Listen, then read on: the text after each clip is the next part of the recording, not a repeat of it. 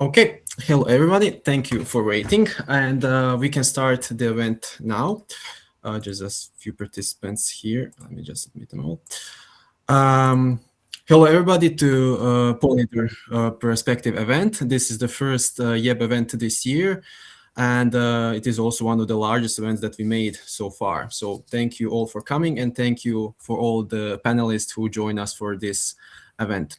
We are starting with the Europe panel, and today with us we have Dr. Ana Ješovnik, Professor Ante Vujic, Dr. Thomas Wood, and Dr. Jovana Bila-Dubajic. I will keep this short, and I will allow them to introduce themselves and their work. Again, I propose the same order as on our social media. So we will start with Dr. Jovana Bila-Dubajic, then to Dr. Thomas Wood, Professor Ante Vujic, and Ana Ješovnik. The same order will be with the questions. Firstly, we have a small introduction of each panelist, and then we will start with the questions. For all of the participants, you can write your questions in the chat, and then I will read them to the panelists during the discussion. So, Dr. Jovana, you have the floor. Okay, thank you. I'm gonna share my screen. I actually had trouble deciding what to present, because I think the scope of my work is so all over the place. So let me just see, where is my presentation?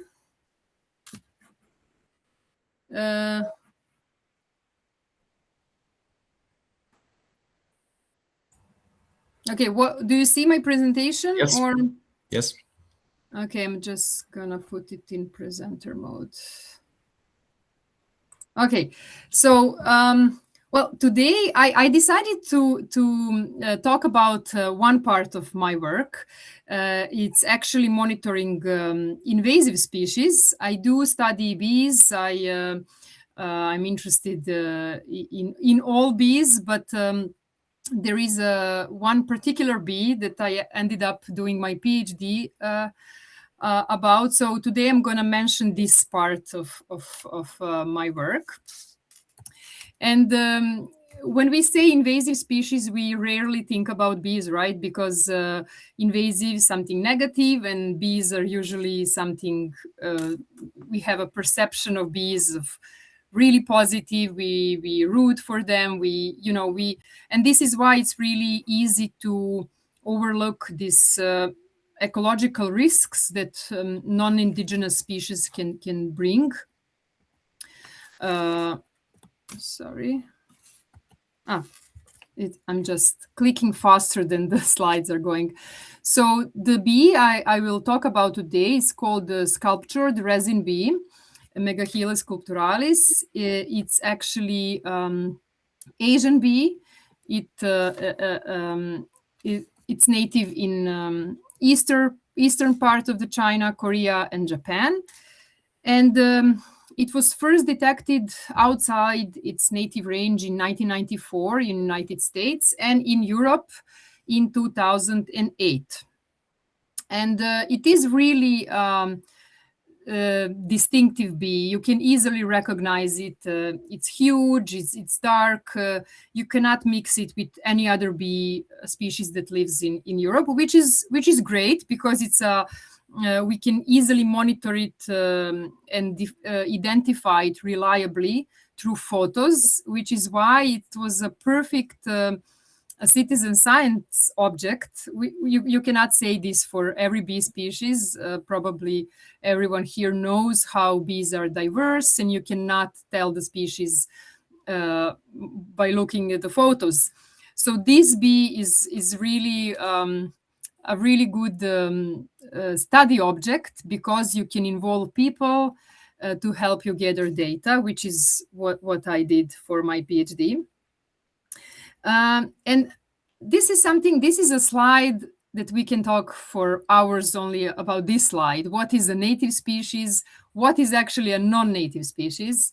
How do we measure it? Where do we draw a line time-wise? What do we measure? So I'm not going to talk about this. I'm just saying there are all these questions that we can discuss maybe later. But I want to draw your attention to this when exactly do we say about that the species is invasive?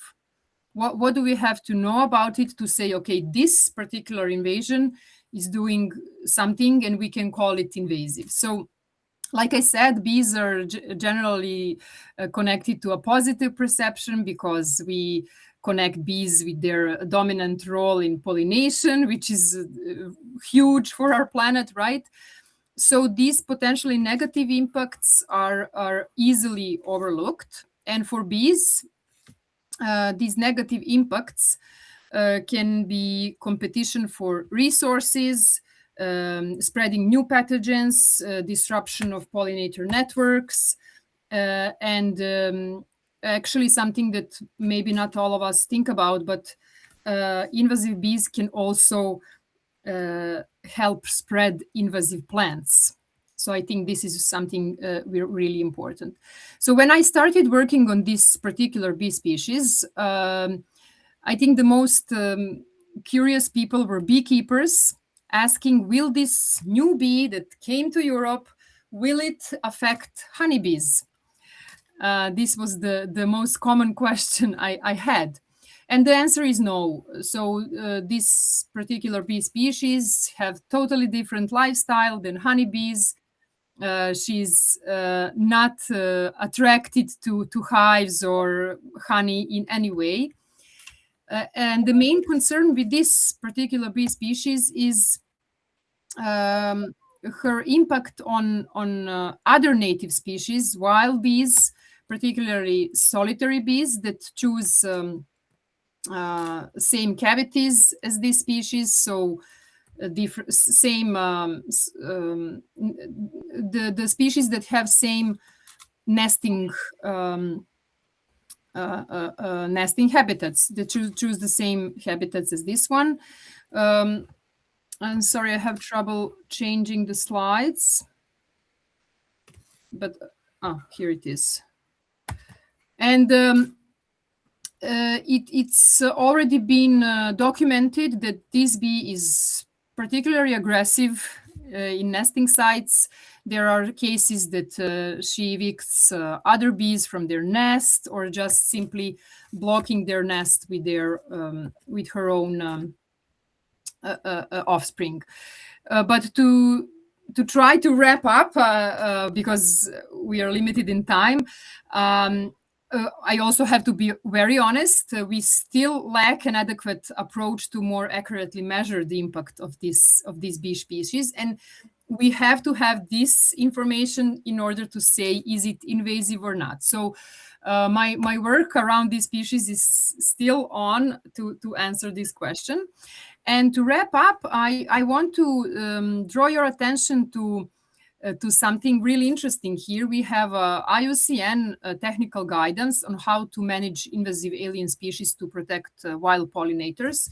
And when you look at Megachila sculpturalis, all the, I wouldn't say advice, but guidance revolves around this plant, this tree, Stiphonolobium japonicum, which is Japanese pagoda tree, that this bee really uses as a source of food. But then they say that what should we do to stop this bee from spreading? They say we should be careful about planting this tree. I found this really misguided. I find it really funny because this tree is already all over the place. Every city in Europe has it in huge numbers. So this advice, it's kind of funny. I don't know. And what is lacking, and this is how I will finish my presentation, what is lacking is something that we should really be concerned when it comes to this bee. It's actually this plant. I don't know if you heard about this plant. It's called Pueraria montana, the notorious Cuju plant, one of the most invasive plants in the world. People in United States know how big problems it caused. And we don't talk about this plant. It's only started to spread in Europe, and this bee pollinates it. So pollinators can really change the story of invasive plants if they increase the seed set, and for this plant, maybe it's not too late to stop it because it's only starting to spread. And there is my colleagues from University of Salzburg are doing a project. It's called Pollination and Communication Ecology of Exotic Spreadings. And it will answer these questions. What will happen when Pueraria montana and Megachila sculpturalis meet in the field? So stay tuned. This story is just beginning. And yes, thank you for your attention. I'm glad to answer questions and discuss later. Thank you, Dr. Jovana. I will give the floor now to Dr. Thomas Wood. Dear, oh dear. Hello, everybody. Hopefully you can hear me. I'm actually currently in Australia doing fieldwork, so I haven't been able to produce any slides. So I'll just give you a very brief introduction to the work that I do. I'm currently based at the Naturalis Biodiversity Centre in the Netherlands, where I mostly focus on bee taxonomy, with a strong concentration on the bees of the Mediterranean basin, obviously including a lot of Mediterranean habitats in southern Europe. I would say my work has largely fallen into three parts. When I did my PhD, it was more applied on how managing farmland through agri-environment schemes, how that affected bee populations. I then worked on fundamental ecology of bees, so the pollen that they collected and how their dietary preferences altered their success through time.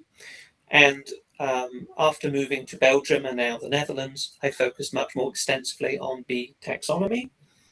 I've become the regional authority for the genus Andrena, which is about 20% of European bees. And as part of European projects, I'm involved in writing a lot of identification keys for European bees, which will be used in the upcoming European Pollinator Monitoring Scheme. So yes, thank you. Thank you, Dr. Thomas. And now I will give the floor to Professor Ante Vujic. Thank you very much. I'm glad to be here.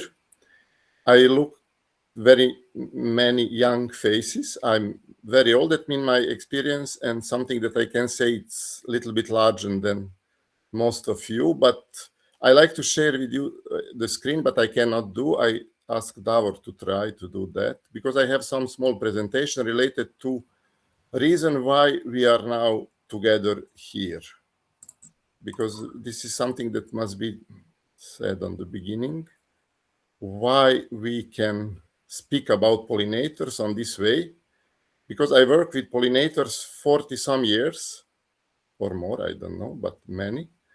And there was no any chance that I speak about something like that become policy to protect part of the nature or to deal something about some group of insects. You have things related to the birds and sometimes for plants and other, but for insects, no. This is the first time that really insects go to the policy, and in this case, like group of family that are important for pollination. How that happened? That is because European Parliament or Europe or European policy recognized the problem with the pollinators, the declining of pollinators. And this is something that was can you maybe go a little bit further? No, that was on the beginning. But okay, what happened? That was one scientific paper about that pollinator decline in Netherlands and UK, and that was in very prominent journal. But there are many papers that are in prominent journals that not have any much influence on the policy. But in this case, that happened that Europe recognized the problem with pollinators because of decline of number of pollinators that can happen like problem for the agriculture.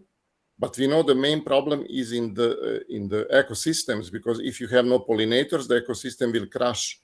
That means this is the reason, because start all this story about the policy, about the things that, to be honest, when I started 2012, and because I'm all the way on the process and I know what happened in the policy inside this organization and the European Commission, etc., etc. And I was thinking, okay, the resolution, it's nice, but that will not go further. I know that was my experience from my country, but luckily in Europe that happened opposite. They recognize the problem and they now act related to this thing, that now we become to the moment that we have proposal, or now it's not proposal, we have European Pollinator Monitoring Scheme. Because if you like to protect the pollinators, you need to know the status of pollinators. You need to know what happened in the nature during time, to know which measures you must include to help and protect them. And in this case, that was one group of scientists that was also I was honored to be part of this group that work on the preparation of these proposals and to develop the ideas, the guidelines, the methodology, etc., etc. And now maybe you can go a little bit further on the slides.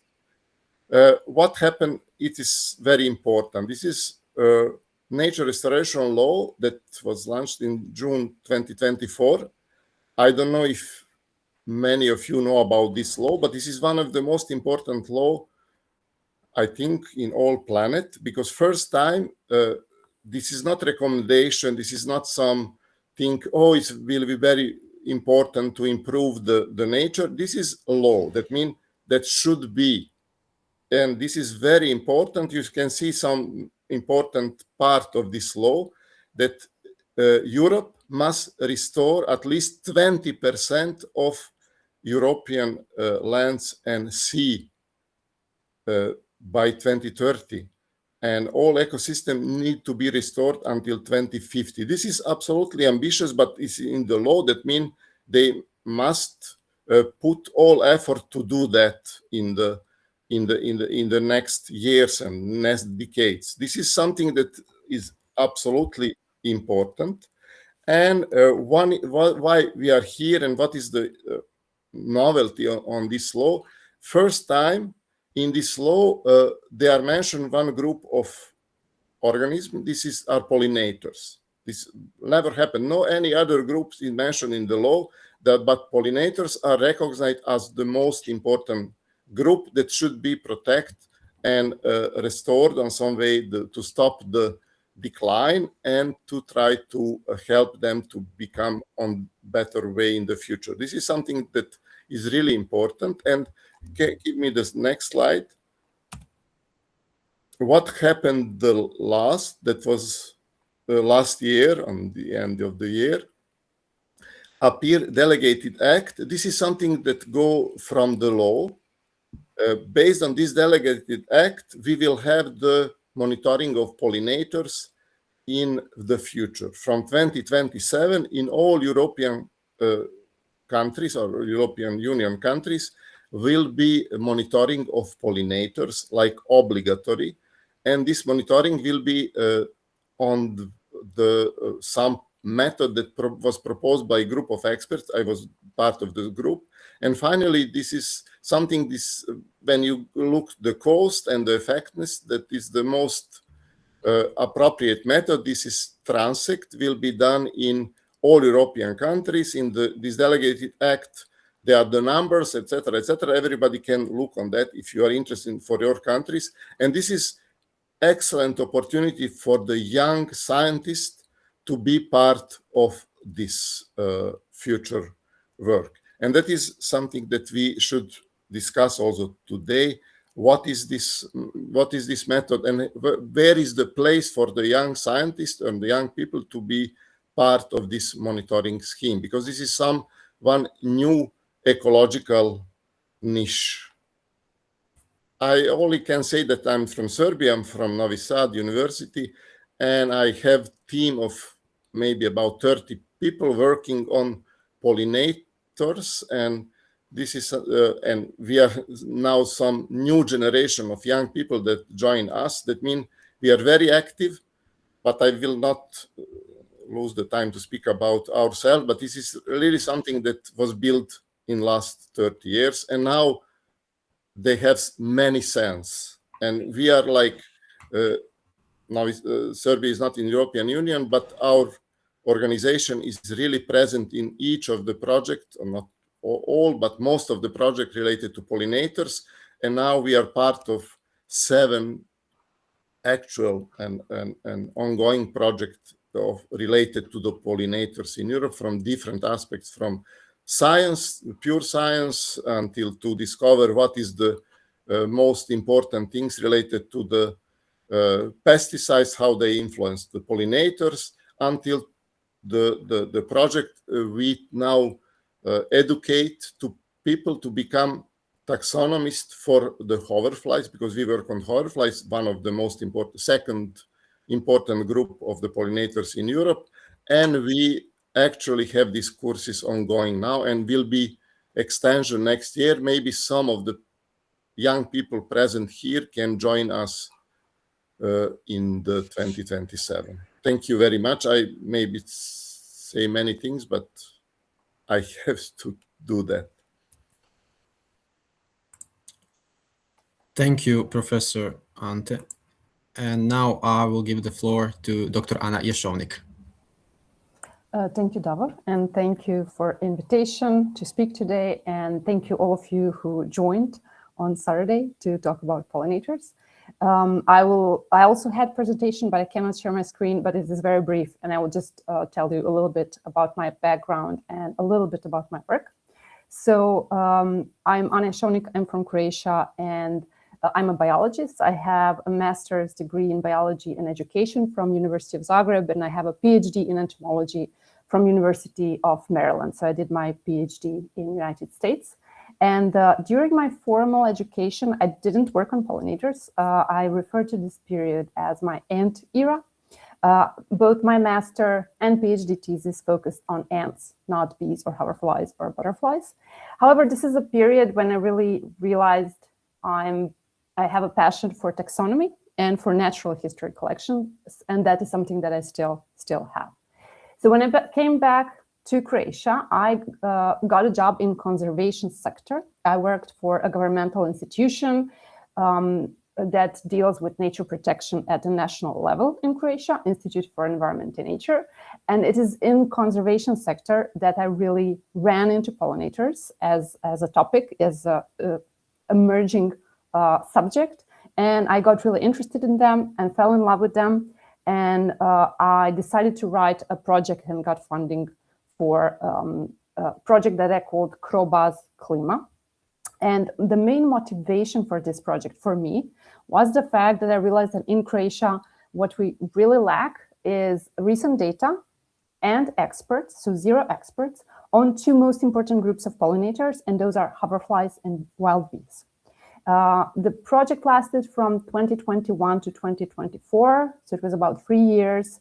We did a lot of fieldwork across Croatia.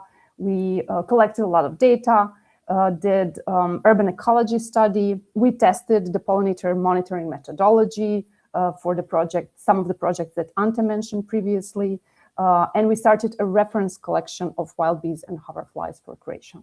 And actually, because I worked for the governmental sector, this also gave me an opportunity to participate in policy making processes of EU as representative for Croatia. So I didn't join it as a scientist like Ante did, but as a representative of my country. And so this was really exciting for me. As you just heard from Ante, these recent years are really important for pollinator policy. It started in 2018. The nature restoration regulation that Ante mentioned came out in 2024. So, you know, pollinator protection is now legally binding. This is the hardest legal instrument that we have. So, so a really huge improvement. And the delegated act or the delegated regulation that Ante mentioned, I think the most revolutionary thing about this policy is that it gives us, for the first time, the policy prescribed standardized method. So not every country is going to do their own thing and the data is never going to be comparable, but we have standardization at the policy level, at the really continental scale. So it's really important for protection. It's really important also for good quality of data. There is one challenge when it comes to implementing such large policy on such a large scale, and that is one of the challenges is definitely taxonomic capacity. So what that means is that we don't have enough people who can recognize species of wild bees, horflies, butterflies, and moths. These are the groups that are going to be monitored. And in my most recent position since 2024, I'm a curator and collection manager of zoology collection at University of Zagreb. And what I'm thinking about right now, and some of the projects that I work on right now, are projects that are trying to continue building a national reference collection for pollinators, write checklists for these groups, adopt taxonomy keys for Croatia. So really, I'm thinking about how to help build infrastructure that will enable the next generation of taxonomists, scientists, field specialists to study and protect pollinators. Thank you. That's all. Thank you, Dr. Jeshovnik. And thank all of you for your introductions. And we can start with the roundtable discussion now. Some of you already mentioned different acts and legal activities related to pollinators. So I'll ask again the question: how effective do you think the EU-level strategies have been in practice? And if you can change just one policy tomorrow to improve pollinator conservation in Europe, what policy would that be? And we can start with Dr. Jovana. Oh, okay. Well, I come from Serbia, and we have a lot of practical problems on paper. I mean, we do have a lot of policies that are kind of good, but the implementation is really, really poor. And I think for other countries, it's similar. Like, policies often look really strong on paper, and then it really depends on how are they translated into, national legislation, and are they implemented? So in Serbia, pollinators officially are still addressed mainly through the lens of honeybees and the agricultural sector, unfortunately, rather than, biodiversity and what it should be. The question, if I could change one policy tomorrow, a lot of work I did revolved around agricultural landscapes, and I see many problems around that, and I don't like where our agriculture systems go, not only Europe, worldwide. So if I could change something, I think I would put not a recommendation, not something that can be done, but as obligatory, not optional. I would probably focus on agricultural areas to put something that everybody has to obey, not to have monocultures, to bring back semi-natural habitats to agricultural areas, because I see agriculture as this expanding field that is putting more and more pressure, not just on pollinators. It simplifies these huge areas, it disrupts networks, I don't see it sustainable in the way we are doing it now. So I think I would go in that direction to change how we do agriculture. Thank you. Dr. Thomas? So agri-environment schemes can be effective at a farm scale in boosting, in a broad sense, bee abundance. But at a European scale, what I would say they do to a large extent is that they lead to a certain level of homogenization, because you've had a process of agricultural simplification, and then you're adding back into this simplified system schemes which do increase bee numbers, but they're not replacing the heterogeneity of agricultural systems that have been lost. And that would follow into my answer to the second part.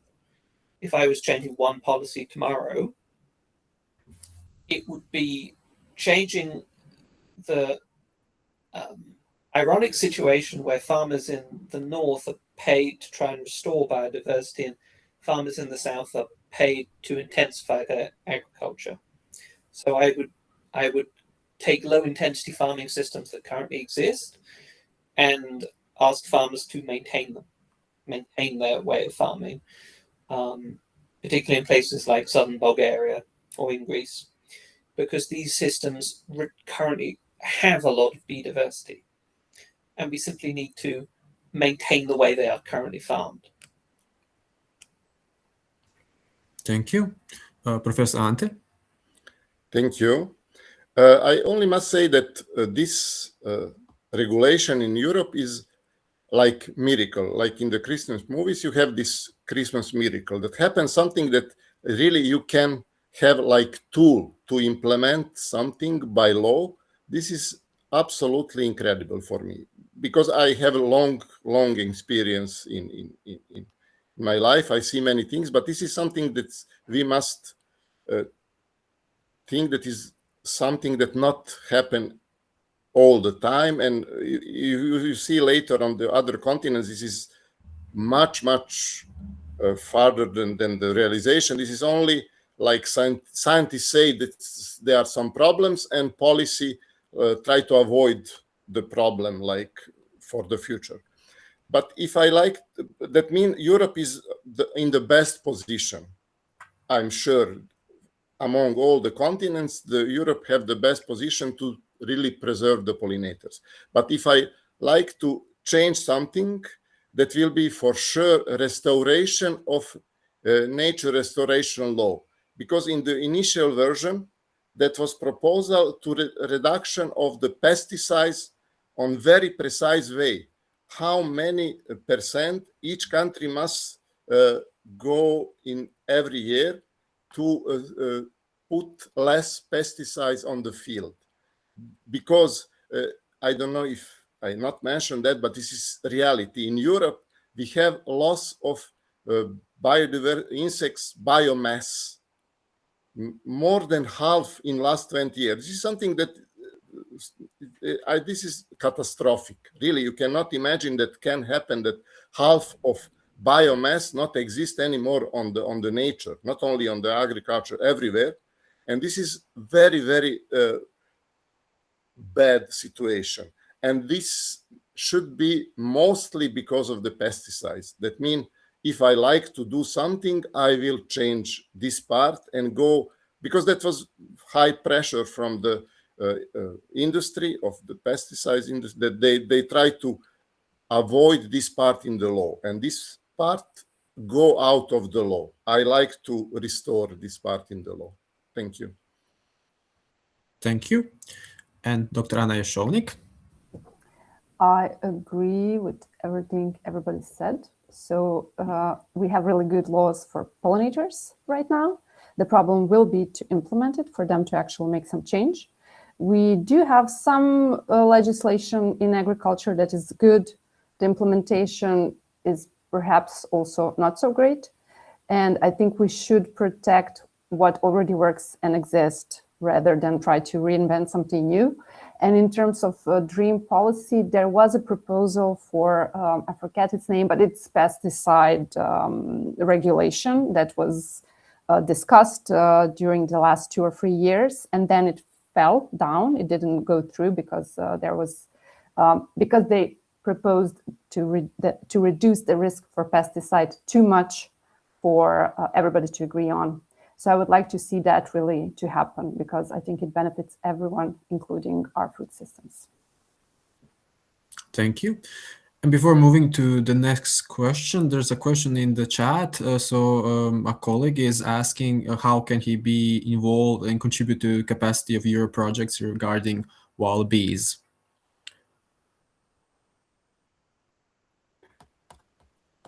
I can say something, but maybe Anna also. The project, the name is Epic Bee. This is led by Belgium, Barmons University, and you can go to their website. They try to make connection and ask. They are still place for the future training courses, because that will be also this and next year. And this is the way how some young people can proceed. Maybe Anna can add something. Yeah, I can try to search for the link and put it in the chat. I think there will be more, because the project got 1 year extension. I think there will be more opportunities to apply for training. So training in wild bee taxonomy is something that's maybe the easiest way to start to get involved in this type of projects if you're interested in wild bees. I'll search and put the link. Thank you. And moving to the next question, we can maybe merge two questions. So one question is, what are currently the biggest threats to pollinator biodiversity across Europe? And what are your biggest challenges as researchers when researching pollinator populations in Europe? Dr. Joanna, again. Okay. So what are the biggest threats? Well, threats are very well documented so far. We already know it's habitat fragmentation, it's climate change, it's invasive species, right? And what we already mentioned, pesticide exposure. I mean, agricultural intensification in general. So we already know what are the biggest threats. The problem is we cannot look at them, study them, research them in isolation. It's not that simple. So one negative pressure can make other negative pressures even worse. So it's not one single factor that is biggest. It's this cumulative pressure, I can say. And I don't know, sometimes when I say all these negative factors, people will say, oh, there's nothing we can do. This is bigger than us. This is huge. And in some way that's true. But still, I like to be positive and say, okay, maybe we cannot stop this or change this, but let's see what we can do. And then go from there, because like I said, everything is connected. If you cannot help pollinators in one way, maybe you can lower the pressure somewhere else, and then they can face other pressures better. And I think the biggest, what did you say about the biggest challenge that the researchers face? Yes. I think I would say funding, and then this goes along with the capacity, because if we had more funding for this kind of science in general and research, we would have more people. I think the lack of people is the biggest problem. Like, we are there in the field, we know what to do, but there's not enough of us. We already mentioned what is the bottleneck. It's taxonomy. Pollinators are incredibly diverse. In order to conclude anything, you need to know what species you're dealing with. So identification requires expertise that is becoming more rare. So we need more taxonomists out there. And Anna and Ante already mentioned how important it is to have standardized protocols, monitoring schemes, etc.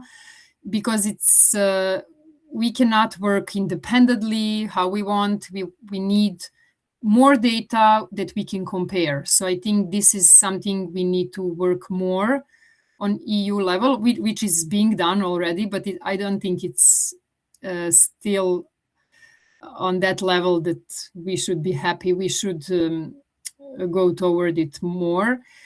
So I think we are trying to do things for biodiversity with tools and budget that are not scaled to this problem. So I hate to say it. I hate that my answer is funding, but I think funds on our planet, in our world, goes to wrong places. I think it should be more towards science and answering questions. We have the questions, we don't have all the answers.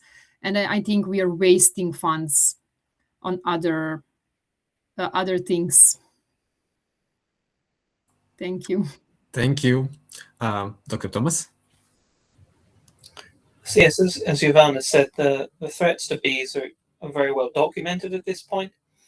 If I give a single answer in terms of the most acute problem for bee extinction, if we look at the upcoming European Red List, it will be the loss of steppe grasslands in the Pannonian Basin and further east across the grain belt that runs into Ukraine and southern European Russia. That's where we have the greatest concentration of species facing extinction. And the greatest challenge, I would say actually is an intrinsic problem, is that insects are selected organisms. They have extremely large population sizes, and they vary enormously from year to year, and in space and in time. This is a fundamentally difficult issue of measuring and quantification, which is just inherent. He's just inherent.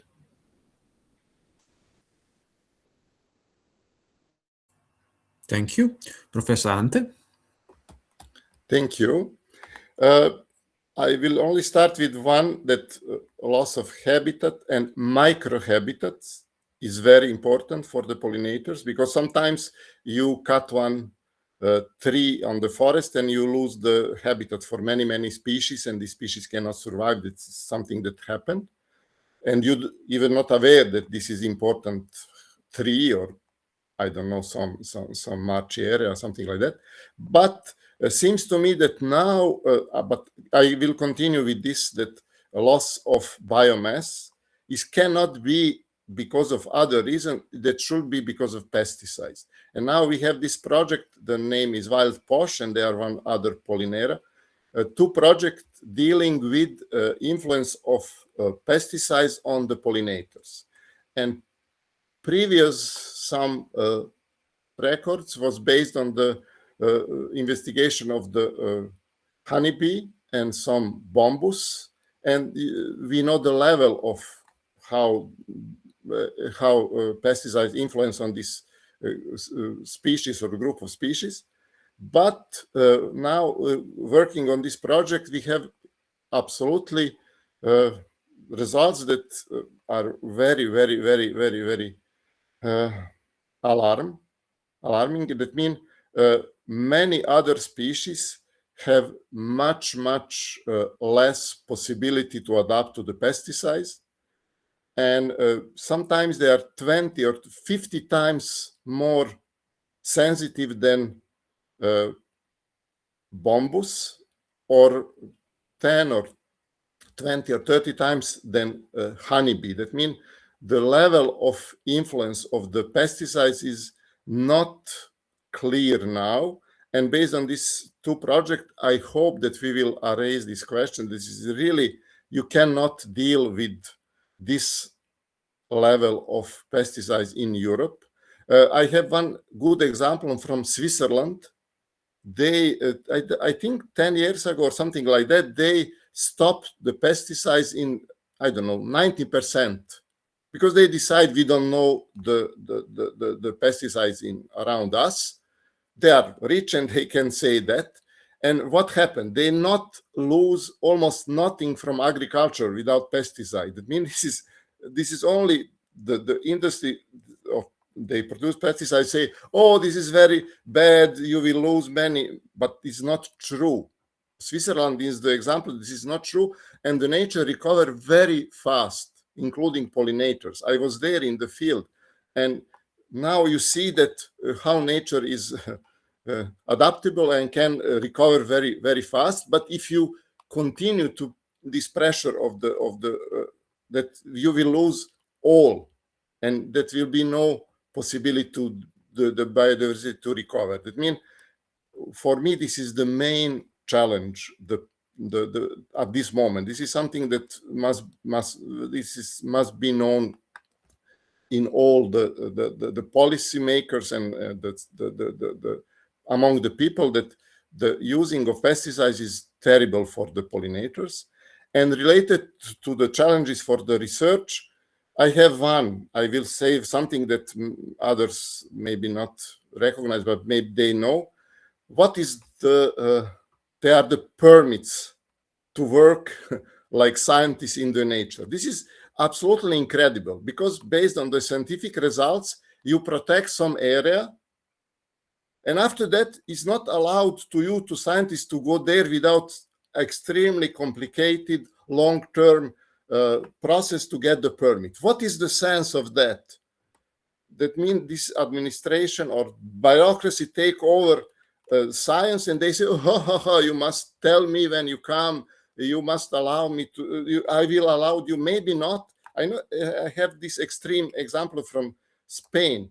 They protect one area based on the result of one group of scientists, and now these scientists cannot enter to this protected area to see what really happened further with the biodiversity. That means this is no any sense. You can cut the tree, you can enlarge the agriculture, you can do many things, it's no problem. But if you go with net, somewhere you are danger. You are something that you will destroy our species. This is absolutely stupid.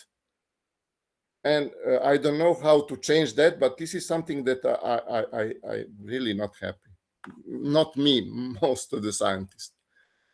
This is bureaucracy. Thank you. And Dr. Anna?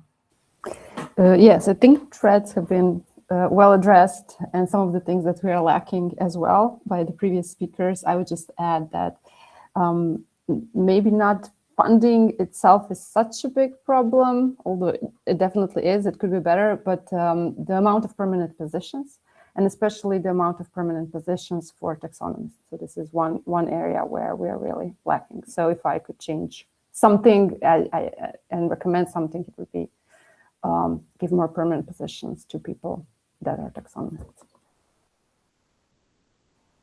Thank you. Another question related kind of to the policy and everything that we talked so far. How well connected are European countries in sharing pollinator research data? Dr. Jovana? Okay. Well, depends. I mean, there has been significant progress, I would say, in I don't know, last decade. There are EU-funded projects, Horizon programs, cost actions. There are all these international initiatives that make us work together, share knowledge, and just increasing collaboration, sharing data. But I think we should do more. It's not this connectivity. I would say it's uneven. It's still not even. And I would say that some countries have a really good data about pollinators, and some countries lack data. So we still are, I don't know.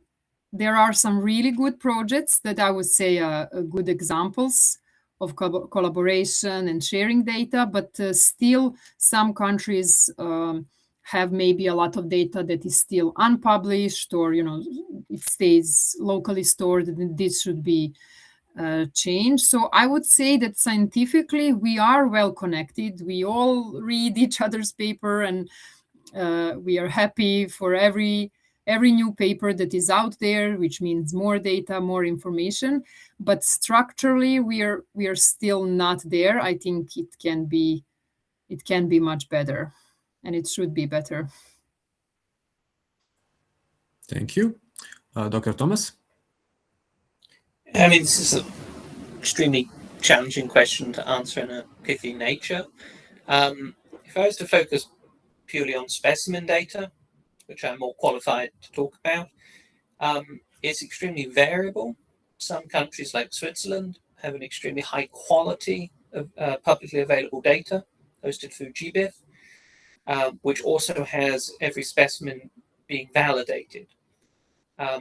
Some countries are increasingly getting data onto GBIF, but it's unclear the level of validation, whether people have actually checked all specimens and ensured that they actually match the current species concepts.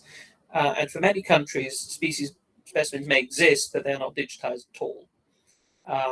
So it's really extremely heterogeneous across Europe. Thank you.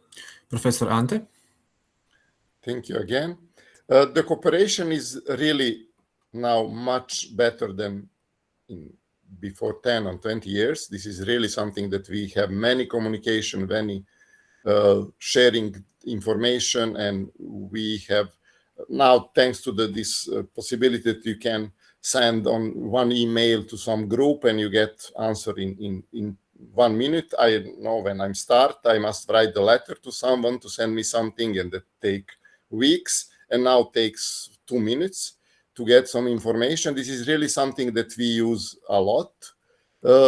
And this is great. And also because there are so many ongoing projects and will be in the future, this is great opportunity to build this network of the scientists that work together and improve all the system and the knowledge about the scientific point of view.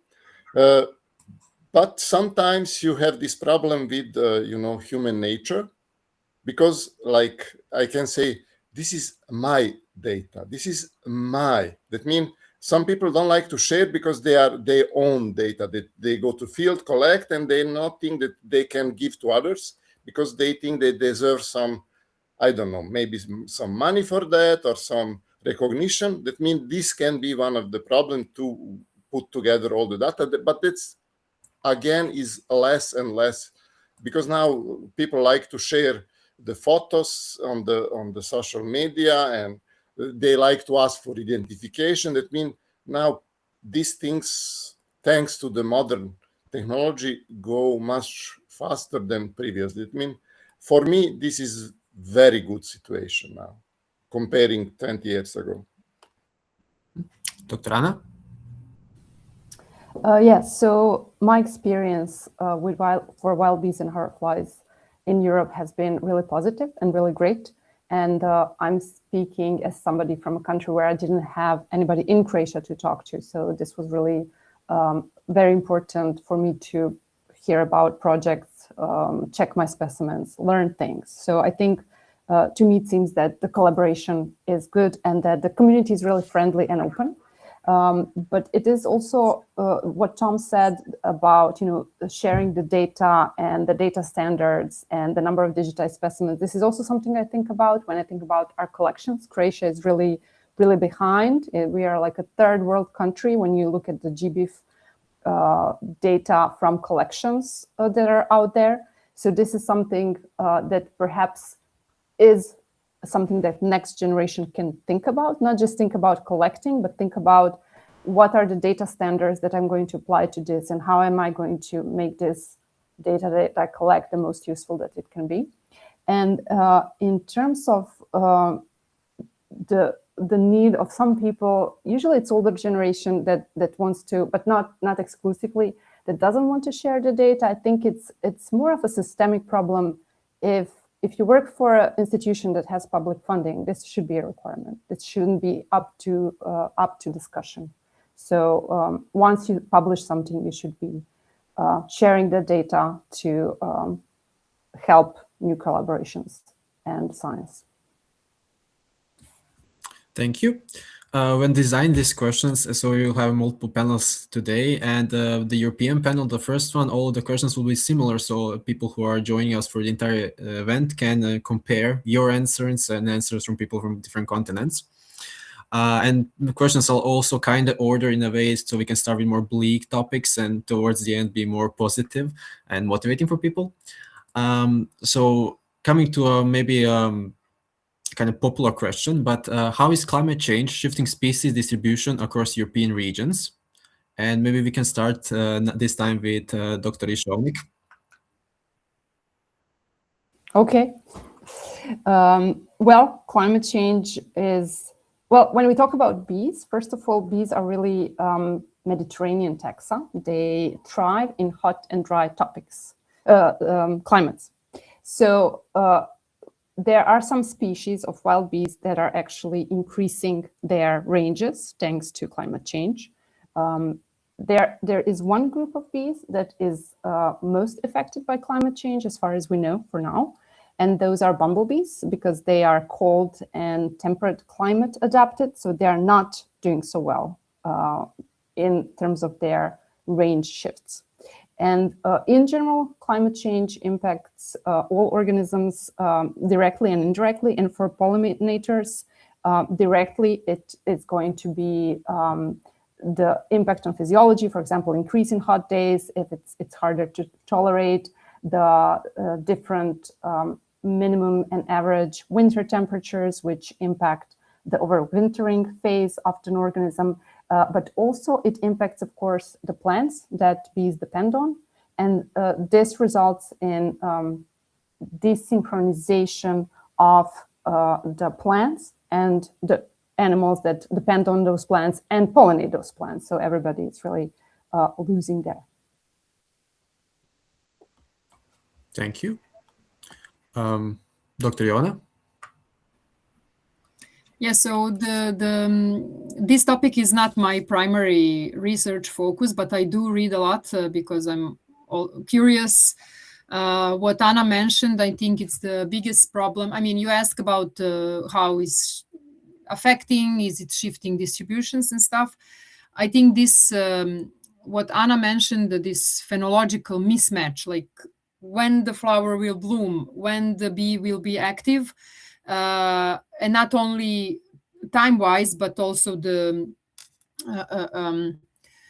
they sometimes cannot find themselves, the pollinator and the plant, in space and sometimes in time because of climate change. And I think I think we still don't know answers to all these questions. And yes, it is I think if you look at the research, really well documented examples are bumblebees. And what I found really concerning, when you talk about climate change, you say, okay, species will move, they will go more northern, more in, I don't know, higher altitudes. But then there is thing we call ecological trap. Like, you can move upwards, but, mountains also have limits. You can, at some point, you become isolated, fragmented, and it really concerns me, like where there's no, species can adapt, they can move, they can change their distribution, but to what point? So I think this topic is not the positive one. It's good that you ask this now if you want to end on positive note. Thank you. Dr. Thomas? I will largely go against the grain and say that climate change will largely have positive effects on bee diversity in aggregate at a European scale. I'm not pro climate change. Let's make that extremely clear. But largely they will adapt and deal with it. And I would also say, when you start looking at bees in terms of all their diversity at a global scale, I'm quite skeptical of arguments about plant pollinator mismatches. Bees are intensely sensitive to tracking their host plants, and they are able to survive in extremely inhospitable circumstances in deserts across the world. So I think they will adapt very rapidly to shifting circumstances. And these things have survived for 100 million years in very challenging conditions. So I'm not pro climate change, but I think they'll surprise us with their resilience. Thank you. Professor Ante, anything to add? Yes, because we speak mostly about the bees, but horseflies, they are different in different position. they are not happy with climate change. Only some group can have benefit from the climate change. They are Mediterranean genera, but others for sure not. I'm witness of disappearance of some species already on the high mountains. Why? Because like Joanna told, this is impossible. If you have some limit in the altitude, you cannot go higher. And if no higher, you cannot survive. And I know that in some mountains, I know some mountains on Balkan Peninsula, that for species that not exist anymore. And the problem with these species, some of them or many of them are endemics. That means they appear only on the high mountains. You cannot replace them and you expect that they will adapt to something, because they cannot adapt. They will disappear, and they all already disappear. And we have some papers related to the modeling of the, based on the climatic scenarios for the future until 2050. Like one genus, Cheilosia, this is the second large genus of hoverflies in Europe. On Balkan Peninsula, they will lose about 90% of the species. They will not be there 2050. This is absolutely catastrophic. Maybe they will be full with bees, but regarding the biodiversity, this is something that we cannot, nature cannot survive on this way. That means this future is not nice if the climate change continue. Other aspect is the level of the humidity, because many forests now have problem to survive because they have no enough water on the ground, and they try to. I didn't know Quercus forests have now in our area problem to survive because every year is less and less water and rain, and that can be again problem that they cannot. This forest cannot move. You know, this is on somewhere, and they cannot skip 200 kilometers because this is agriculture between. This is not something that nature can recover for themselves because we are there like humans.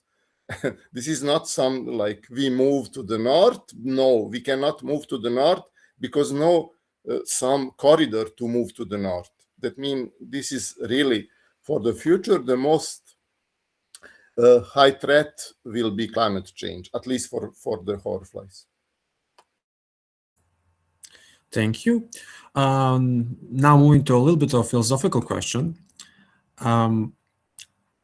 How can we better balance economical development with pollinating conservation goals? Primarily maybe thinking about agriculture and less about industry. Dr. Jovana? Yes, this is one of the interesting topics, because the perception is that, you know, we have economic development, and then we think we have this perception that nature conservation or biodiversity or pollinator conservation is something to oppose this. So people who are for conserving biodiversity are against economic development. It's not, it shouldn't be like that, but at the moment, this is how I see it around me. It's either one or the other. And I think the real problem in this kind of thinking is, are we thinking short-term or long-term? Like many decisions are prioritizing immediate, I don't know, yield, immediate economic benefits. And then if we look at the long term, it would be better for us. Like this is what I always have struggled explaining. If you want short term, you know, yields and whatever, you will end up bringing decisions into place that are not sustainable. And maybe for, you know, today you decide something so you have benefits tomorrow, but in a long term, this is not sustainable. You cannot have profit in a collapsing ecosystem. Even if we are talking about agriculture ecosystems, we need, you know, we need this to be a functioning ecosystem. So I think this is how can we find a better balance is to stop looking short term and start looking long term.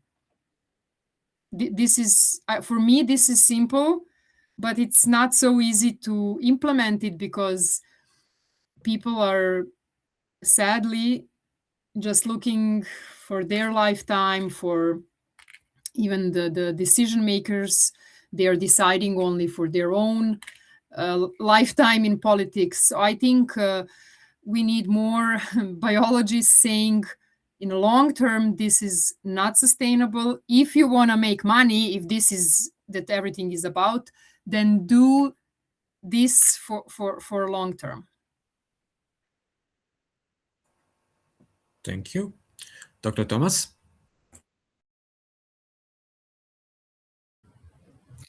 Well, I'm very much not qualified to answer this question as I have no economics training.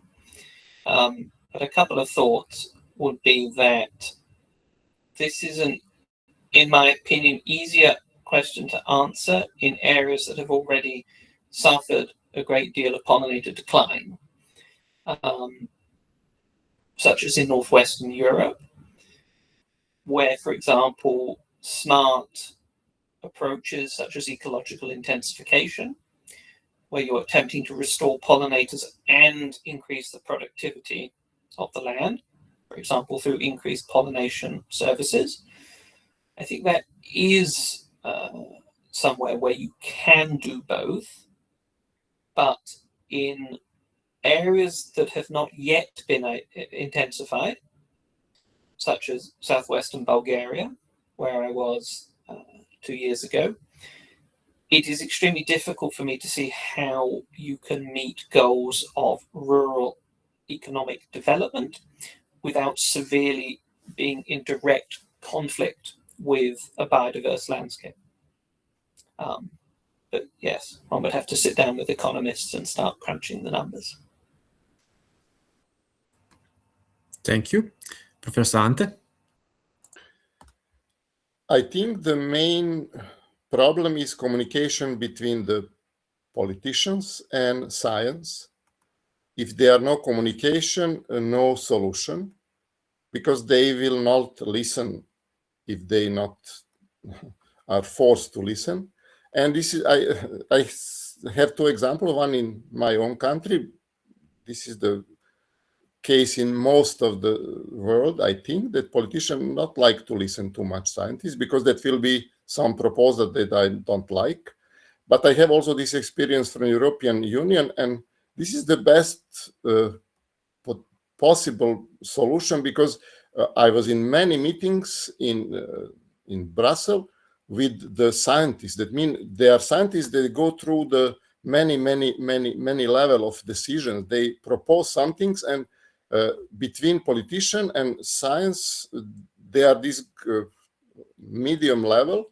The people that deal with this data that get from scientists, and they propose to politicians something that is really realistic and good. That means this is the way how we can resolve the problem, that scientists have a good possibility to express their own results and propose some measures, and that affect the policy.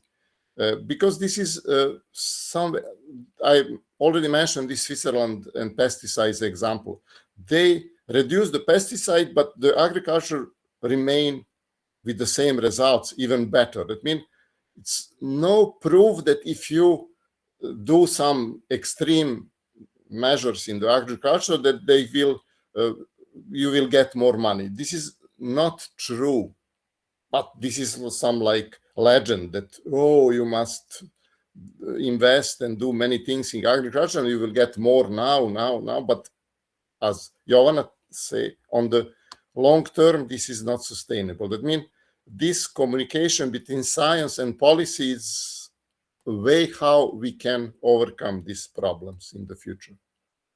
Economies, I think Thomas said that we should discuss with the economists, but sometimes I think they have not enough information from the basic science related to the nature, that that will be not so easy to discuss with them. But I like to discuss if I have possibility. Like with the forestry people, I discuss many times with forestry people what they should change in the how they manage the forest. But they not listen to me because they think that they know better the forest than me. But this is reality, that scientists should be really on the position that they can influence the political decisions. Thank you. Dr. Ježovnik? I guess this is one of the hard questions. I'm also not an economist, but I do think that our civilization is built on economy, so we should be thinking about it and not completely dismiss it. And I've been involved a little bit in a project that's called Valor, that is trying to calculate. It's really based around, it has many different things, but it's based around ecosystem services, but on a little bit more in-depth level than what was previously done for pollinators, value chains, different industry, not just agriculture, and so on. And some of the people that work on these projects are those economists that think very deeply about integrating nature into development and growth, although it is a little bit of a conundrum. How is this possible? But in some cases, maybe it is. So I'm very excited to see what comes out of that and what changes are being done in industry and business in that terms. I don't understand the lingo, and I have a feeling that a lot of this is going to be greenwashing, but I do know some people that do care about this very deeply. So I'm reluctantly optimistic. Thank you. And kind of following up on this topic of farmers and agriculture, what is your experience in collaborating with the local communities and strategies to most effectively engage them in pollinator conservation? In my brief experience, one of the effective ways is when you talk about pollinators, talk about how they provide economical benefit to them. So if they conserve pollinators, they will get more profit. And that seems to actually quite effectively work. But I want to hear your experience. Dr. Joanna? Yes, well, collaboration with non-scientists, I think it's something we should all really invest our time in. And it all comes down to science communication.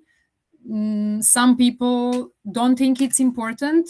Like, I'm a scientist, I go to field work, I collect data, I analyze these data, I publish, and that's it. But if it stays within the scientific community, what's the point of, like many of us pointed out here, we need policymakers to understand us. We need local people that maybe we want to, protect something. If it comes to this law that will protect on paper and local people will not understand or will see it only as some kind of punishment to them, what's the point? So I think all of us scientists, not only us that deal with pollinators, we really need to work on our communication skills. And if we are not good at it, maybe find someone else that is.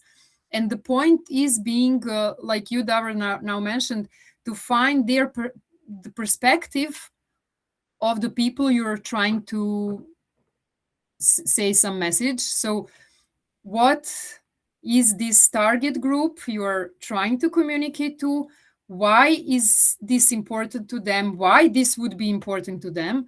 And try to explain it in a,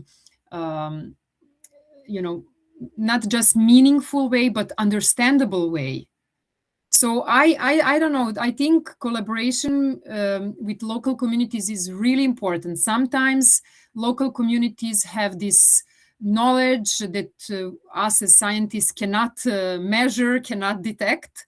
So I think we should listen more, take their perspective, what is important. I don't know if it's farmers, if it's people that live in national park areas or whatever it is. Whoever we are trying to talk to, we need to see their perspective and not just, tell them scientific facts. I mean, we are always saying scientific facts, we are right and everything, but we need to find a way to do it, because I think I already mentioned, I'm repeating myself, I think this collaboration between policymakers, wider audience, local people, it's crucial. It's not like we will all benefit from it. I think it's essential, because any kind of conservation will not work if you don't have people on your side. Thank you. Dr. Thomas? I'm actually going to pass on this question because I've spent the last 10 years gathering scientific fact and I don't really interact with stakeholders at the moment. So I will pass, I'm afraid. Thank you. Professor Ante? Opposite to Thomas, I have many examples that happen on the field related to the people, local people. That was one project in Serbia, also in Serbia, in the whole Europe, but Alarm was the name. And we need to get information about how much pesticide they use for the agriculture for their field. And that was one of the tasks on the project, to collect this data from directly go to the people and speak with them. And I am, I'm Ante, scientist, and I approach like scientist, said, oh, we have this project, it's very important, blah, blah, blah, blah, blah, blah. And the answer was, I don't know, my son deal with that, he is not here now, or I don't like to answer to you because potentially he think that I will misuse this data. I cannot convince him that this data will be confidential only for the scientific. Impossible. But that was one other colleague. He worked with Lepidoptera, Jakšić he's now from Belgrade. He have other approach to this person, not this, but others. And he arrived and, oh, how are you? Can we drink some rakia and speak about the life? And after fifth round of rakia, this person tell him the information that he needs to get. That means I'm not the best person to do that, but there are also people that can do that. But this is very local. You can go and speak with, we are a limited number of people. We can go and speak and convince maybe few people. And after that, this is not enough. I have other example in the last year when you go somewhere in Europe, because this is now in the news, everywhere appear about pollinators, they declined, we like to protect the bees. They are, even in the movies appear something about the protection of bees. And now this is something that is accepted among the people. This is fact, and really we need to protect bees. It's very important. And after that, if you go anyway, people are very happy to share everything with you. Even they ask, oh, in my garden, I like to improve the community of pollinators, which plant I must put here, etc., etc. That means this is different. If we like to do that on this way, that must be some high-level decision and some way how to influence on the people on this national level or some regional level of continental level, because this is most effective. Other is we can be like Jakšić, that we convince 20 people, but this is not enough because there are 100 other, they cannot be visited by Jakšić. That means we need, again, some support from the policy, and they must decide about that, how to change the narrative. Thank you. Dr. Ježovnik? Yeah, I mostly do outreach, like public talks or at schools. I don't have that many interactions with stakeholders as well. So my advice would be, as for communicating about anything, is to really think about the audience, not just what you find the most interesting, but what they don't know and they would like to learn and feel good if they learn about it. And for pollinators, we have this amazing opportunity to talk about how it impacts their life directly. And I like to mention how pollinators are important for both cotton and coffee. And then I tell them that the next morning when they wake up, if they find themselves drinking coffee while wearing their favorite cotton pajama, they should thank the pollinators for both the coffee and pajama. And I think this just connects it more to their everyday lives. So that's my advice. Thank you. Moving maybe towards more positive themes, hopefully. What kind of international collaboration do you think are most needed in the next decade, and where should the global pollinator research priorities be focused by, let's say, 2030? Dr. Joanna. Yes. Well, I think all of us briefly already mentioned what we need in the next decades. I think what would benefit most, not just to pollinators, to biodiversity in general, is now we have localized project, localized research, and then what we need is to cover bigger areas, because some ecological trends we can only capture on larger scales, and we also need some long-term projects. So not just 1 season, 2 season, we compare and there are conclusions that are not really good. So I would say bigger collaboration to cover more areas, because species don't know, boundaries of countries. They don't care about these artificial boundaries. So we need more landscape-based projects, long-term, with standardized monitoring. This is something I think we should have conclusions not after 1 or 2 seasons of field work, but at least 5.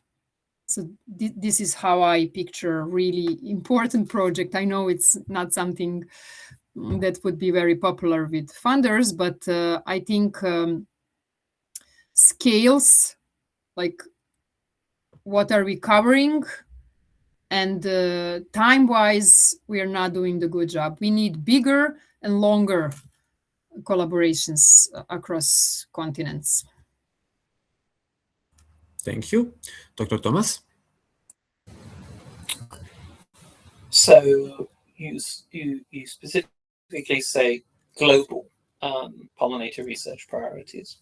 So whilst we have spent the last hour and a bit talking about all the problems in European pollinator research and data, etc., Europe is the best placed continent in terms of data quality and understanding of our fauna. There are very few mysteries left in the European pollinator world in terms of the taxonomy and concepts of species. But when you start to step outside of Europe, then you encounter almost immediately a very severe taxonomic deficit. Most acutely in Southeast Asia, South and Southeast Asia, and in Africa, and to a lesser degree in countries like Australia, but it is still substantial. They have massive problems with even understanding what the basic names are to apply to species and in species concepts. And sharing data across borders, particularly in Southeast Asia, is extremely challenging due to ongoing political tensions. So my research priorities at a global level are trying to achieve stable species concepts, because as ecologists, if we do not have a stable species concept, we simply cannot communicate, or at least we cannot communicate consistently. And in terms of collaborations, it would be between Western institutions that have types and have some taxonomic capacity, and the global South that lack taxonomic capacity and lack institutions and lack type material. Those two need to be joined together. Thank you. Professor Ante? Thank you. There are many aspects, but I will only say something related to how we can learn, like entomologists, from some other people that deal with other groups. I will say something about the birds, because the ornithologists have a really global network and they cooperate between each other a lot. They build the system that in many cases not depends on some huge amount of money, because they do that voluntarily. That means they are very well connected, because they are totally crazy about birds and very enthusiastic about that. And they build this system that you have something like they call this important bird area. That means this is something that we can build on the global level, communicate with other scientists from different countries to try to understand which part of our country is important for some group of pollinators. That can be one thing, that we build a network, global network of the important areas on the planet, and try to go on the direction that the people, ornithologists, already achieved, that this is something that every policy take in consideration, this area, the species, etc. And that is something that we can do, but it's not short term, because in many countries we really have nobody who deal with pollinators, and this is the problem. That means on the European level it's possible. I think it's possible also on the level of North America, but for the others, well, I don't know. It's not so easy. But I like if we can find people in the countries out of Europe, they really like to join us and work on taxonomy and ecology and start to work with pollinators. But this is only something in my dreams. But that was also dreams that we will have in Europe something, maybe that will be in global level in the future. Thank you. Thank you. And Dr. Ishonik? So I actually wanted to say the same thing that Giovanna said. So long-term projects, long-term perhaps restoration projects, because we don't really understand the restoration of habitats and how it impacts some groups yet fully. And one of the reasons is because we haven't been following it for a long time, and to have stable funding for it internationally. But I also really like what Tom said and what Ante said, so I signed to that as well. Thank you. One question regarding the young scientists is, how do you see the next generation of young scientists changing the field, hopefully improving it? Dr. Giovanna? Well, we have an interesting situation in Serbia for the last year with young people that completely changed my mind what I think of new generation. If you ask me this question a few years ago, I would say I don't know. But yeah, Serbian students changed my mind. So I think the young generation of scientists and students, I think they grew up with climate change, with biodiversity loss, with pollution. This is the reality to them, and not just future abstract risk that we were growing up, at least me. So I think they're not accepting any I don't know, superficial narratives or short-term fixes. They can recognize greenwashing when they see it, and I think they're really more comfortable with questioning existing systems, and I think it's really good. And I wish I was more like that. So I think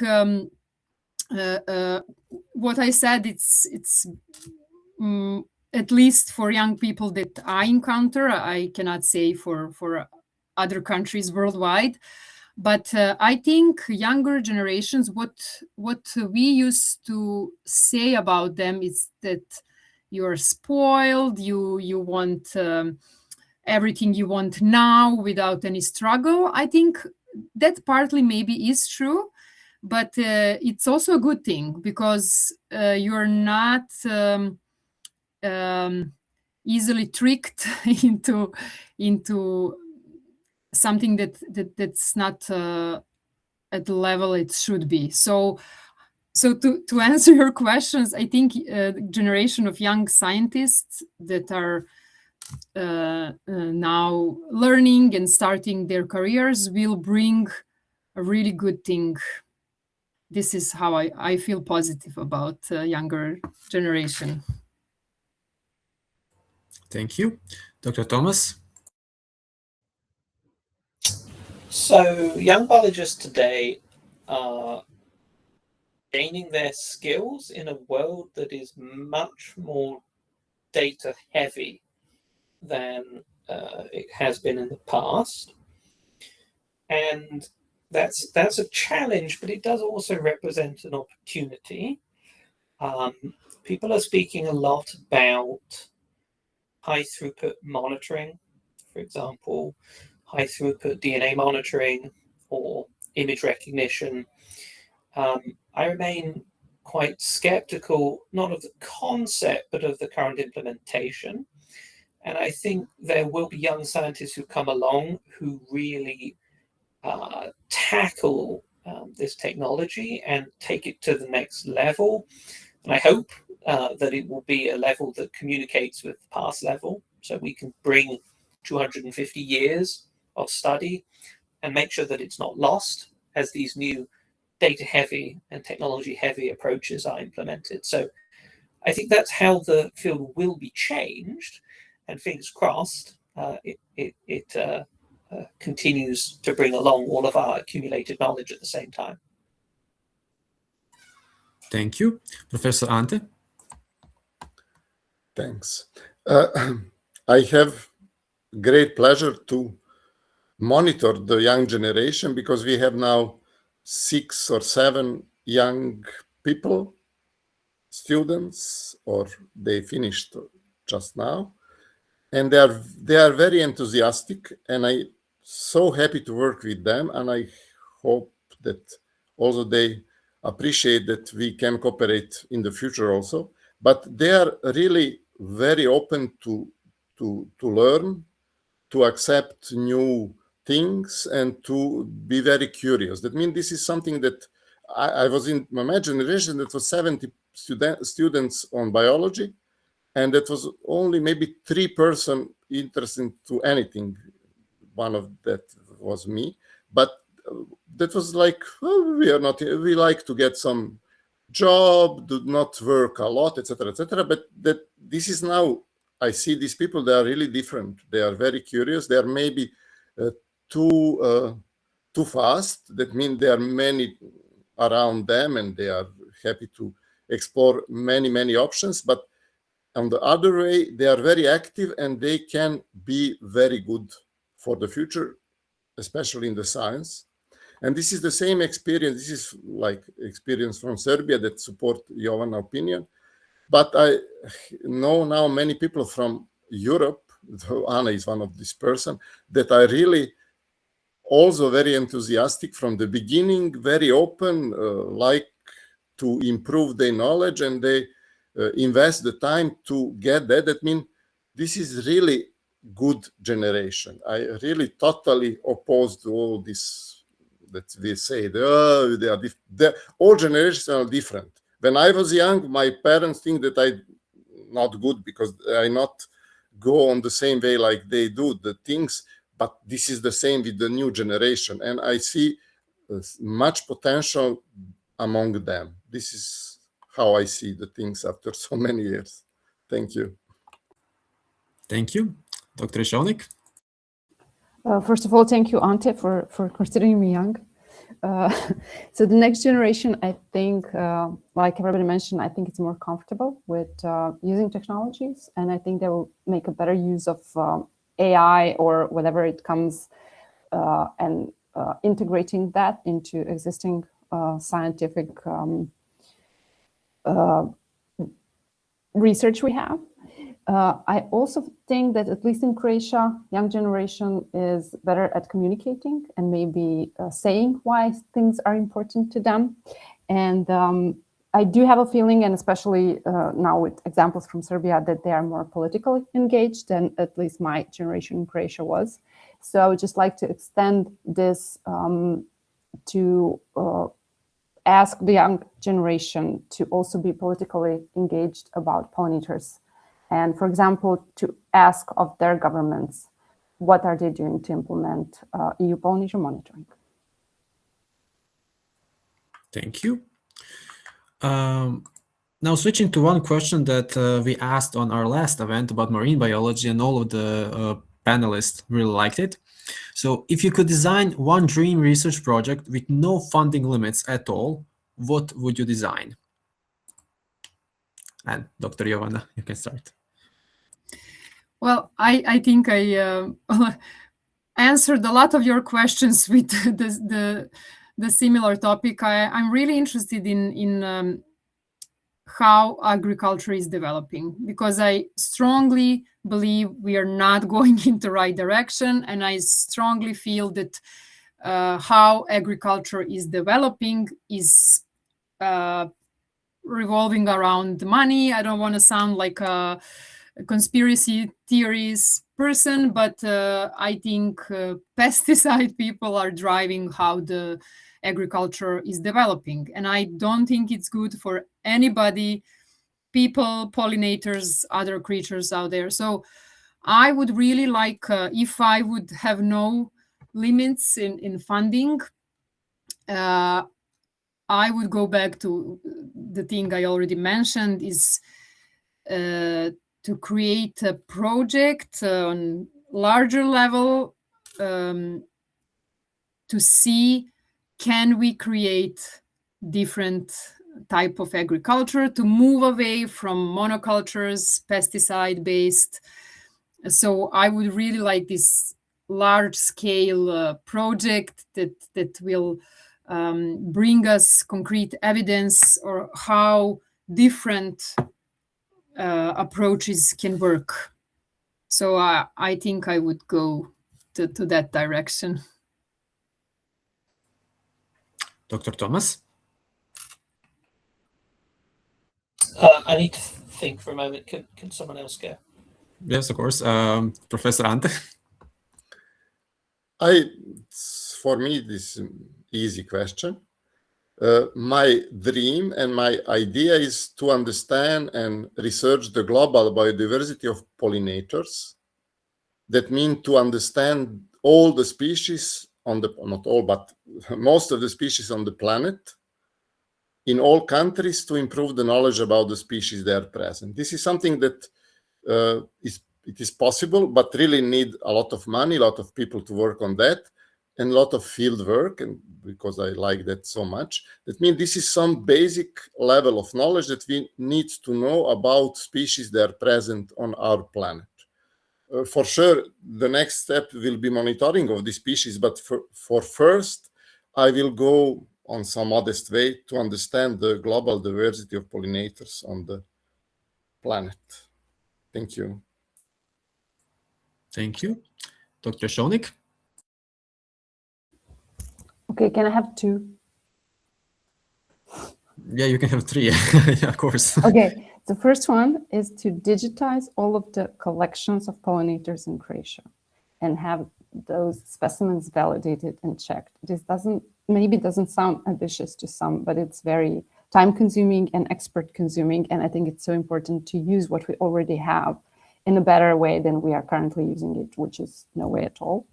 And the second thing would be to use the fact that we have weather stations across Croatia by DHMZ that are constantly measuring all of their environmental data. And I would like to set up permanent transects to collect certain taxa around those actual weather stations. I think this is a good coupling of what already exists. And I think that this kind of long-term data that is coupled with environmental data is something that is very important to have permanently deposited in collections, in museums, because this is the legacy that will leave for next 200, 300 years for the next generations. Thank you. Dr. Thomas? So it's a little bit like Ante's comment about understanding global pollinator diversity. It would be a project working on species concepts across the old world. but with the specific goal of training and developing new generation taxonomists and ecologists who can both generate new knowledge and then also apply it and implement it in terms of monitoring, from sort of here to, well, not here, from Europe to New Guinea and south into Africa. Thank you. Just a little bit to backtrack on one of the question. What are some emerging trends, tools, or new methodologies that you're most excited about for the future of pollinator research? Dr. Ivana. Sorry to find my microphone. Well, yeah, we already mentioned the AI tools and stuff. I don't think, I mean, I don't know, maybe they will be able someday to do what taxonomists do now, but at the moment, I don't think that's possible. I hope I'm wrong, because like I said, not many people out there do taxonomy, and it's the bottleneck we all struggle with. So what caught my attention recently, because I met a colleague from Slovenia who does this really well, is it sounds really interesting for me. He actually, it's bioacoustics. He actually record bee flight, bee sounds, and then analyze it to detect presence, activity patterns, and he's working towards species identity. There's a paper he recently published about the bee species in South America. Because it's really huge and really distinctive sound, it can actually recognize to species level. I think it's amazing, and it's non-invasive method that can bring a lot of data, continuous monitoring data at scales we usually cannot do by ourselves. So I think this bioacoustics, it's really interesting, and I look forward to see where it goes. Interesting. Dr. Thomas? Yeah, so I'm not fantastically excited about AI in terms of identification of bees, but I am more and more excited about how powerful DNA techniques are becoming. And we can go further and further back in time with museum specimens, and we can understand more and more from smaller and smaller samples. So the progress that has been made in 20 years, from the basic DNA barcoding to sort of low coverage whole genome sequencing, in another 20 years, who knows where we'll be.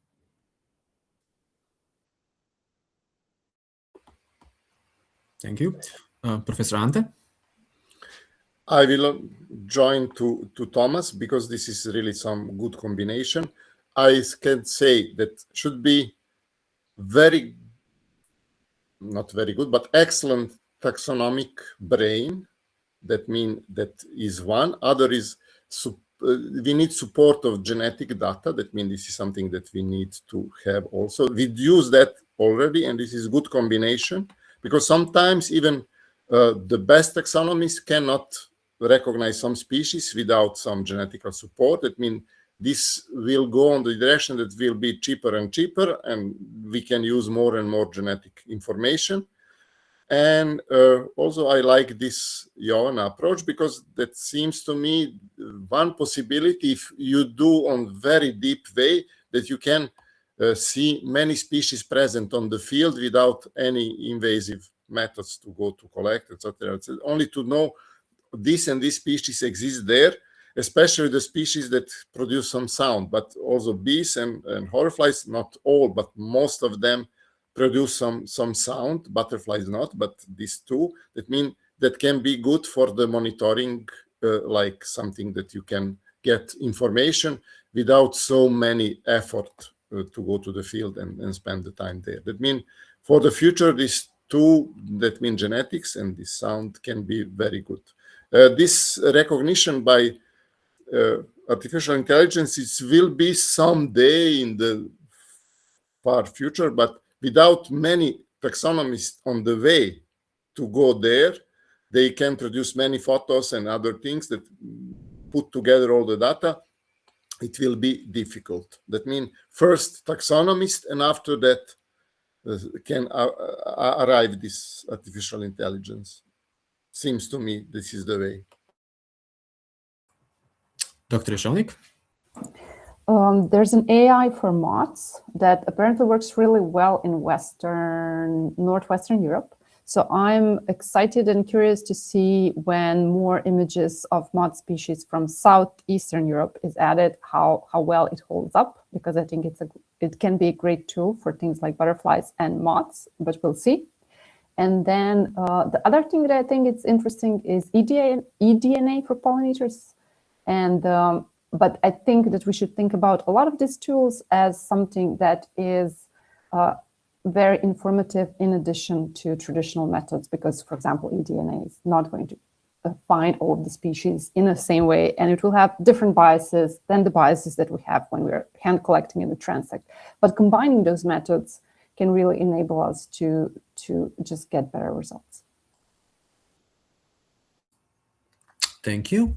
We are very good on time. And the last question for this panel would be, what message would you share with young scientists passionate about protecting pollinators? We can start with Dr. Jovana, and you don't really have any time limit for this because we're so good with time. What message? Well, the pollinators are really complex, and sometimes the progress is often slow. I would say that persistence matters, and sometimes it takes maybe a decade to have a research that you're really proud of, that can change things. But yeah, I don't know. Maybe my main message would be that don't limit yourself with only one discipline. I truly believe that future of any kind of protection, pollinator protection, any kind of biodiversity protection, it's we need more skills, not just one. Like, this is advice I got, and I really appreciate it. If you have different perspectives, and if you work on your skills not just as biologist, I think the more impact you can have. And if you're not good at it, you can team up with someone who is. We cannot be all good at everything. Somebody enjoys field work, somebody likes to stay in the lab and do taxonomy, someone really enjoys analyzing the data, and so create a team around you that you can work together, collaborate with people, and I think then your work will be something to be proud of. Thank you. Dr. Thomas?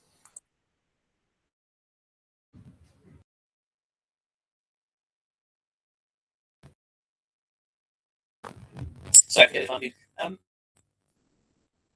I would say my advice is to be brave and go for it. If you are interested in this field, it is not a huge field. There are not a vast number of people working in it. Just do it. Go for it.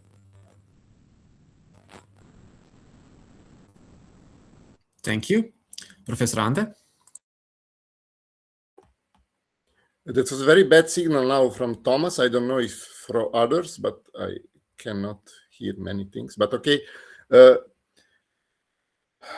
My message, science is fun.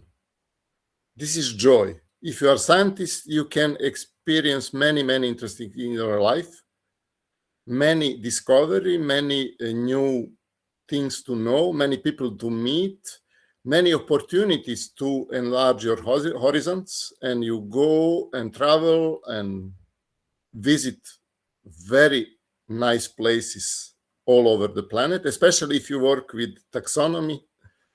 And my case is horflies. When I was 17, I decided to become scientist. That was my decision that I keep all the time in mind. But still, I was for sure not, if somebody tell me at my age of 17 that I will work with flies, I will say, no, I will change my life. I will do other things. I don't like to work with flies because it seems to me stupid. But finally, I really enjoy all my days in the lab, in the faculty, on the field. And that was really great pleasure. And I say, please go, experience, and you will never regret to be scientist. Thank you. Thank you, Professor. Dr. Ishonik? So my advice to young people would be to read books. I think we often get our information about the organisms that we love from papers, from talks, from online bits, or from our own work. But the pollinators are one area where there's so many good books written. So take your time and read some classics and enjoy it. It's there's so much literature on pollinators, and a lot of it is fantastic.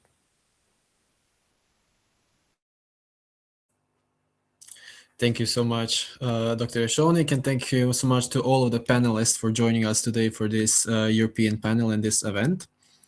Thank you again also for all of the participants who listened so far, and hopefully who will stay for our next panel. So thank you again. Thank you. Thank you for invitation. That was nice. And yeah, hopefully great. we will collaborate in the future as well. Regarding the rest of the event, the next event will start precisely in 20 minutes, so 12:15. I can already see that our Australian panelists are here. European panelists, of course, you can stay for the rest of the event. Thank you so much for coming and joining us in this half. We'll have our short intermission now. The link will stay open to the entire day, and we can start again at 12:15, so in 20 minutes. Thank you. Thank you, Davor. Thank Bye. you. See you.